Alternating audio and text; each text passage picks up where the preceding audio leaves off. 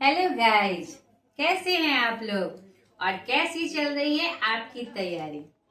आप लोग सोचेंगे फिर से वही सवाल, नहीं कैसी चल रही है तैयारी, कैसी चल रही है तैयारी। तो अभी आपके एग्जाम का टाइम है और जो आपके जीवन का एक महत्वपूर्ण पड़ाव है, इसलिए मैं बार बार ये पूछती हूँ और आशा करती हूँ आपकी तैयारी बेहतरीन चल रही होगी।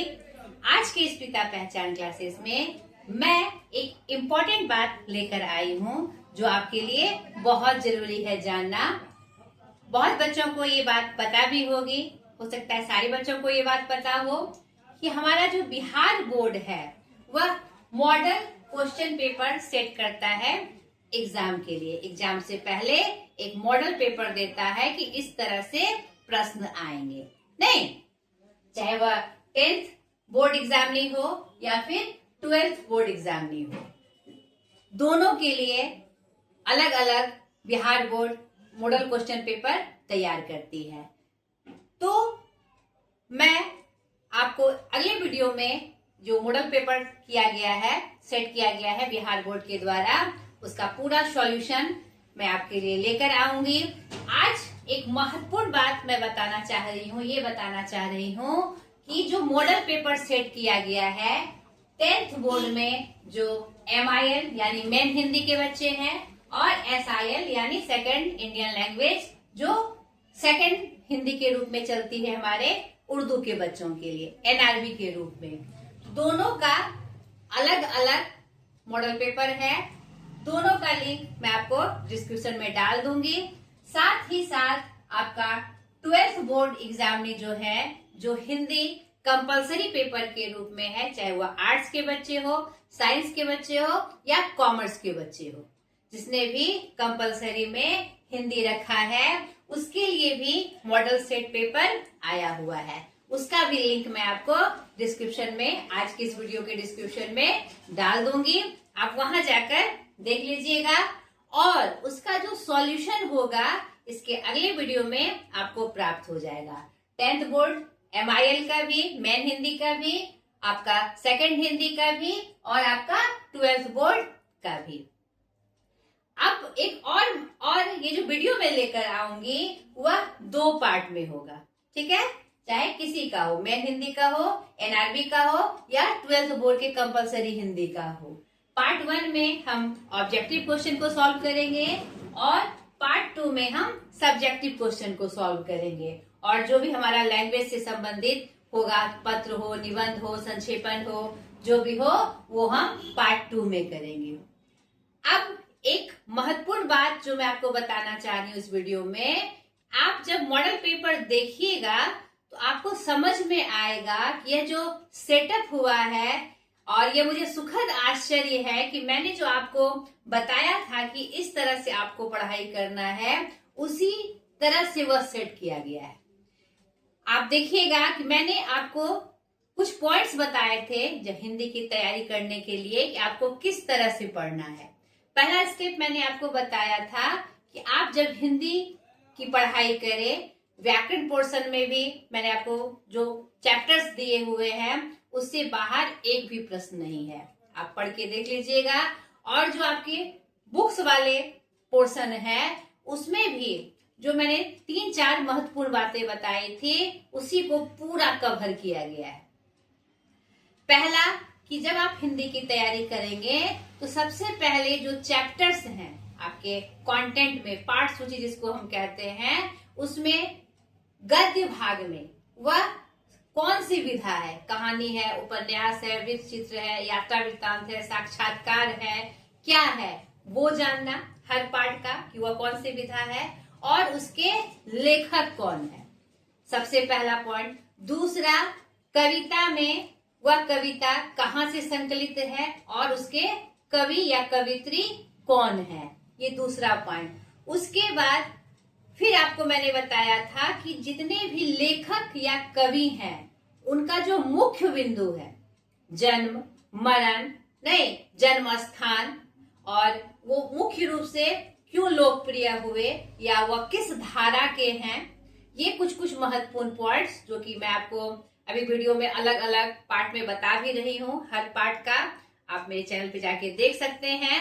वह भी मैं लेकर आऊंगी पूरे चैप्टर का, या जितना भी पार्ट आपका है गद्य पद्य का, तीनों का, नहीं उसका भी मैं अलग अलग पार्ट बना के 6 पार्ट का बना के लेकर मैं जो की पॉइंट्स हैं, की पॉइंट्स के रूप में वह मैं आपके लिए लेकर आ रही हूँ एक एक करके।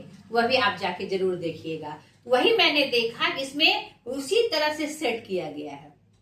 और ये था आपका बुक पोर्शन का। और क्या देखा हमने कि मैंने आपको एक और बहुत महत्वपूर्ण बात बताई थी कि आपको चाहे वह गद्य का भाग हो चाहे वह पद्य का यानी कविता का भाग हो, आपको सरसरी निगाह से उसे जरूर पढ़ लेना है। नहीं, इससे क्या होता है, जब आप सरसरी निगाह से पहली बार पढ़ेंगे तो आपको उस पाठ की जानकारी हो जाती है। नहीं, हाँ इस पाठ में ये चरित्र थे, ये घटनाक्रम थे, ये पंक्तियां थी, इसने इससे कहा, या यह मुख्य बातें थी, ये आपको पता चलती है।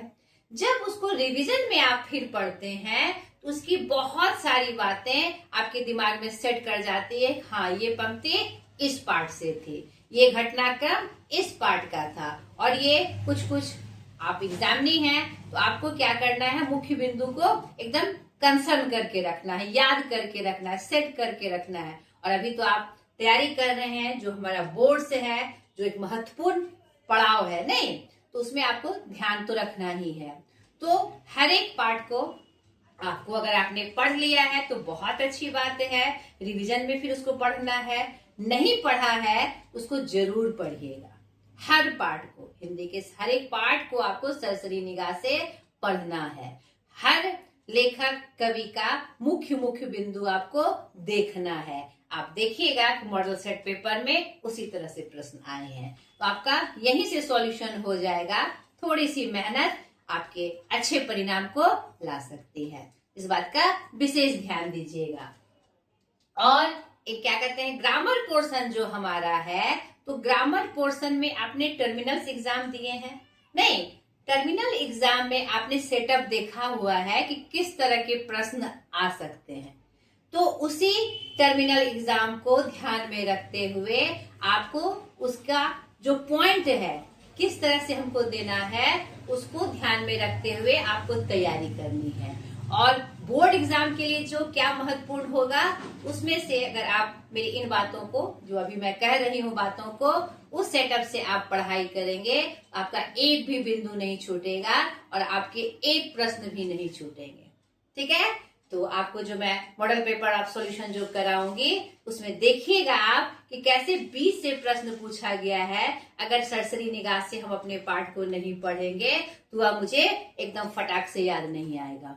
और एक बात और बहुत महत्वपूर्ण बात मैं आपको हिंट कर दूं कि जो चीज आप पढ़े हुए होते हैं, तो ऑप्शन में आपको वस्तुनिष्ठ प्रश्न के लिए, ऑब्जेक्टिव प्रश्न के लिए 4 ऑप्शन आते हैं ना आंसर के लिए।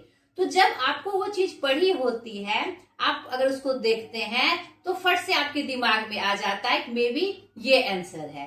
वो मे बी शायद को कंफर्म करना है बेटा, नहीं कि एकदम कंफर्म यस यही आंसर है। तो वो कैसे होगा, 1-2 बार के पढ़ने की अभ्यास से, रटना नहीं है, बिल्कुल रटना नहीं है। एक सफलता के लिए, मतलब कि बोर्ड एग्जाम में अच्छे स्कोरिंग के लिए आपको थोड़ी सी जब मेहनत करने की आवश्यकता है और थोड़ा सा सचेत होने की आवश्यकता है। और एकदम से अभी सब कुछ भूल जाइए, सारे खेल को, सारे आलस्य को भूल जाइए, नहीं अपने दोस्तों को भूल जाइए अभी जब तक आपके एग्जाम है। और आपको पूरा फोकस कहाँ करना है, आपके एग्जाम पे, मुझे कैसे तैयारी करनी है। इन बिंदुओं को आप जरूर ध्यान में रखिएगा। एक और मैंने आपको ये बात बताई थी जो कि बहुत महत्वपूर्ण है आपके लिए, कि आपके एग्जाम में जो भी सब्जेक्ट है, 5 हो 6 हो, एडिशनल लिया है 7 हो, तो आपको 6 की तैयारी, 7 की तैयारी एक बराबर से करनी है। एक बराबर से करनी है मतलब क्या, कि एक साथ लेके सबको चलना है। ये नहीं कि आज मैथ पढ़ लिया, 10 दिन बाद साइंस को पढ़ रहे हैं, 5 दिन बाद सोशल को पढ़ रहे हैं, 4 दिन बाद हम दूसरे सब्जेक्ट को पढ़े, नहीं, ये गलती मत करिएगा। क्योंकि एग्जाम के प्रेशर में आप अगर छोड़ छोड़ के किसी पार्ट को पढ़ते हैं तो आपके दिमाग में सही रूप से सेट नहीं करता है। आप टाइम ड्यूरेशन बांट सकते हैं, जैसे आपको मैथ में ज्यादा समय लग रहा है उसमें ज्यादा समय लगाइए, साइंस में ज्यादा समय लग रखता है तो उसमें ज्यादा समय लगाएंगे, हिंदी या भाषा के और भी जो है सब्जेक्ट आपके, उसको आपको पढ़ के अगर समझ में आ जाता है तो कम समय ही लगेगा, लेकिन रेगुलर तरीके से पढ़ना है। रेगुलरिटी आपकी नहीं रुकनी चाहिए। 6 सब्जेक्ट की आपको डेली पढ़ना है। डेली में आप अपना टाइम जो मैनेजमेंट करेंगे, अगर आपको लगेगा कि नहीं हो पा रहा है तो 2 दिन कर लीजिए, 1.5 दिन कर लीजिए, लेकिन आपको 6 सब्जेक्ट को लेके चलना है। तो इन सब रणनीतियों का आप पालन करेंगे तो आपकी जो स्कोरिंग होगी, आपकी जो सफलता होगी, आपके कदम चूमेगी। तो ढेर सारी शुभकामनाओं के साथ आज तक के लिए इतना ही। अगले वीडियो में ये जो आपका मॉडल क्वेश्चन पेपर है जिसका लिंक मैं इस वीडियो में डाल दूंगी, आप जाके देख लीजिएगा, उसका सॉल्यूशन लेकर मैं हाजिर हो जाऊंगी। बाय।